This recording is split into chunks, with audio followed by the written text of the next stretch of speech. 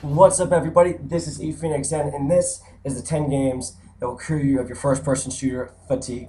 If you are just sick and tired of having to deal with Ghosts and Black Ops, you just don't like the maps. The map packs are expensive, and they're not that good anyway, and you don't want to pay 15 bucks for every map pack so they can get another 60 bucks out of you. You know what? I got some games for you that you will love. If Bad Company 2 is just not enough for you anymore, it's been around for too long, you can't get a team together because not that many people play it comparatively. You know what? If you're sick of Halo, you've been playing the same game since Halo 2 anyway. There's not very many changes. You're tired of it. You want to do something else. It's been 6 years. Let's move on. All right. Well, I got the 10 games that will hold you over. That will keep you entertained, keep your ass in that couch, playing like none other, holding the controller and stuffing your face with Cheetos. Those games that will make getting to Gears 3, make getting to Battlefield 3 and Modern Warfare 3 a little bit easier for you. These are it. Alright, starting number one, no really particular order here, but Uncharted 2. Uncharted 2 is a PlayStation 3 game. I'm sure you guys know it. It's got rave reviews by critics and people everywhere, and it is maybe the most beautiful game on any console anywhere. It's just fantastic. It's gorgeous, great cinematics, has a good story. If you're into Indiana Jones movies, if you like that kind of treasure hunter conspiracy, vibe, this is the one for you. It's cool. It's got a lot of gun action play. It's got a good story, a lot of climbing, and some hot chicks in it. Definitely get it. It's worth getting it. It's not going to disappoint. You will love it. I guarantee it. All right. Next, we got not modern. We got Mass Effect 2. Mass Effect 2, it came out about a year and a half ago, and I've already almost beat it 3 times. I love it that much. It's that good of a game. IGN just rated it the #1 game of the modern console generation. That's pretty impressive when you think about it. It's a third-person shooting RPG sci-fi odyssey, if you want to call it that. And anyway, that's what I was getting. I don't know what to say about it. It's probably the best game that's come out in this console generation, and there's not many besides maybe Bioshock that I think can even compete with it, to be honest. A couple others are good, but none that have the depth, the story, the gameplay, everything that this does. Anyway, if you don't have it, get it. It's well worth it. Alright, now I got an Xbox Live Arcade game for you. I did just post a video about a week ago on it, so you can definitely check out some information if you want to look into that. It's called Trenched. Trenched came out a couple weeks ago. A buddy of mine talked me into getting it, and it was tons of fun. Me and a couple friends just went to town on that, played for hours at a time, and actually beat it pretty quick. It's still a pretty long one, but we just played the crap out of it and beat it. It's just a fun game. You're in a mechanized, called a trench. It's basically a big robot, and you shoot a bunch of blue enemies called tubes. It kind of sounds weird, but check it out. It's actually a lot of fun, especially if you can get a couple friends to join you. Solo campaign, not so much, but if you play it multiplayer, that's where it's at. You'll love it, I guarantee it. Alright, next we got something that's a little different. It's a sports game. It's NCAA Football 2012. The reason why I put this one forward is because, well, I wanted a sports genre on there, and this just came out. So I thought maybe you guys hadn't got it yet. Or maybe, like a lot of people, you think, yeah, this is the same game every year, which is tiny improvements. I don't want to spend 60 bucks for the same game. But I'm sure a lot of people have owned this game in the past that love college football. This is the year if you're going to drop 60 bucks, drop 60 bucks this year. It made a lot of changes. The graphics are improved. The tackling physics are improved. So that's a lot better. It also has a deeper dynasty mode that's really cool. There's coaching contracts, and you can play as a offensive coordinator, defensive coordinator, or obviously the head coach. And it's just better game to road to glory. And the whole game is just deeper and better. Definitely worth looking into if you haven't played it in a while. If you're just written it off as being the same old thing, definitely worth getting. Now, next on the list is Batman Arkham Asylum. This game came out 2 or 3 years ago. It is a fantastic game. I would say hands down the best superhero comic book video game ever. I don't think it's directly out of a comic book per se. Actually, I'm quite sure it's not, but it's still probably the best ever. The hero dates back to a comic.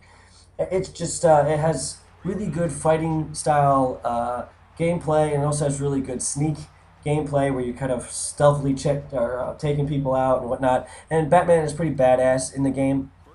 Also, I know it's really cheap. It's like under 10 bucks for Steam right now on sale.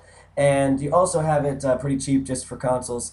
And lastly, there's Arkham City, the sequel, coming out later. And so you might want to check it out just to see if you want to get that later, because it is a fantastic game.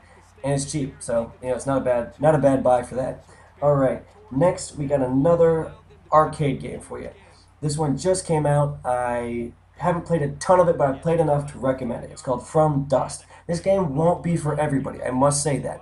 It's kind of a slower pace strategy game where you have to basically you're a god guy. It's called a god game, and you need to manipulate the elements and you manipulate the earth itself to basically battle natural disasters and phenomenon like that, and deserts and volcanoes and hurricanes and things like that. And you need that to kind of battle the environment. Kind of sounds odd, but there's actually a lot of strategy and a good amount of depth to it. And it's an arcade game, so it's not that expensive. Probably outside of Bastion, it's probably, I think, the last good summer arcade game that's out there right now. So it's definitely worth looking into. Like I said, it's not for everybody, but if you're the type of person that sounds interesting, you might just love it.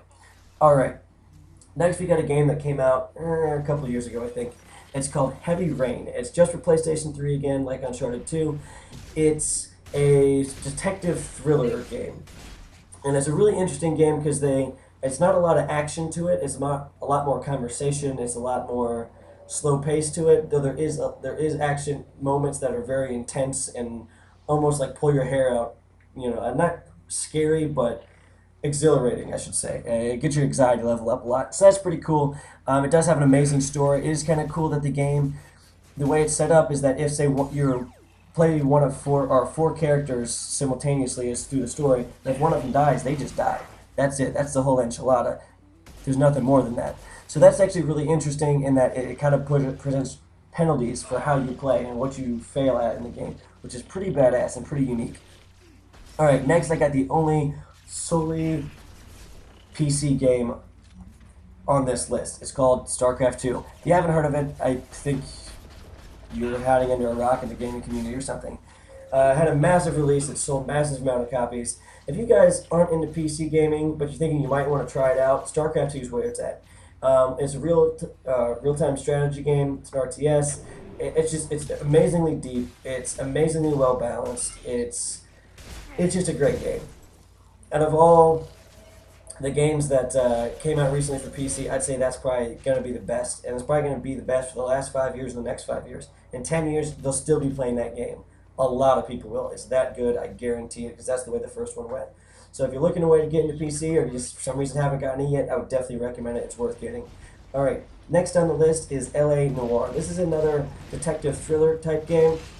It's a 1940s it's a 1940s detective game. And actually has a lot to do with the person, Cole Phelps, that you're playing, and both regret and mistakes and kind of redemption as far as how the game works out and plays through. And so it's really interesting in that sense. It also does a great thing with facial expressions that's never been done before with the camera, where it has the best facial expression and some facial graphics of any game, and they actually look very, very realistic for that. Much like infinitely better than any other game as far as facial expressions. So it's not the most fast-paced game, but it's definitely worth getting. Like I said, and this is almost maybe even a rent because you're going to play it once and you're probably not going to play it again. You might play it, but I don't know. I tend not to play it, but it's definitely at least worth one playthrough at the least. It's a lot of fun. Like again, it's kind of slower paced, but still, it's a good story. It's kind of unique mechanics in it, and you should definitely check it out. All right, last and definitely not the least is another arcade game. I'm trying to bring you a few cheap games so that if you don't want to drop a lot of money on it, you don't have to. It's Magic the Gathering. Now, this game only came out a month or so ago, but it's a fantastic game. I was never into the card games either, whether it be Yu-Gi-Oh!, Dungeons and Dragons, or Magic. It wasn't my thing. To me, it kind of seemed a little geeky, a little nerdy, and I played a lot of video games, but if I wasn't playing video games, I was probably reading or playing football, or not football, playing basketball. So it wasn't really my thing. But this is actually really fun. It turns a card game into a video game with a lot of fluidity, a lot of depth. It keeps the depth that was in the previous game still in there. Make sure if you do get it, you get the Duels of the Planeswalker 2012. That's the new one. The older one's not as good. Again, it's an arcade game, so it's pretty cheap, so you don't really need to worry about price on it. So if maybe you only get 5 hours of gameplay out of it, and you're kind of like, I'm not really into it, and then not play it again. It's probably still worth for 5 hours if you at least moderately enjoy 5 hours. But it's a good strategy, good depth. Do you know your deck versus the other deck and the strengths and weaknesses of it, and how to manipulate both of those. It's pretty cool in that aspect, and you kind of pit yourself mentally against somebody else, which I think is what strategy games are about. It's kind of cool to be like, you know what? It wasn't just because I had better reflexes and a better connection than you, a la first-person shooter. It's just because I'm smarter than you. I thought more, you know, strategically than you. I don't know. It's just kind of cool. Anyway, guys, thank you for watching. That is a 10 games to cure your first-person shooter need. Those games will definitely keep you entertained, keep you in the couch seat, stuffing your face with Cheetos. Well, until something else comes out that you just love. Anyway, peace out, guys. This is ePhoenixN. Thank you for watching.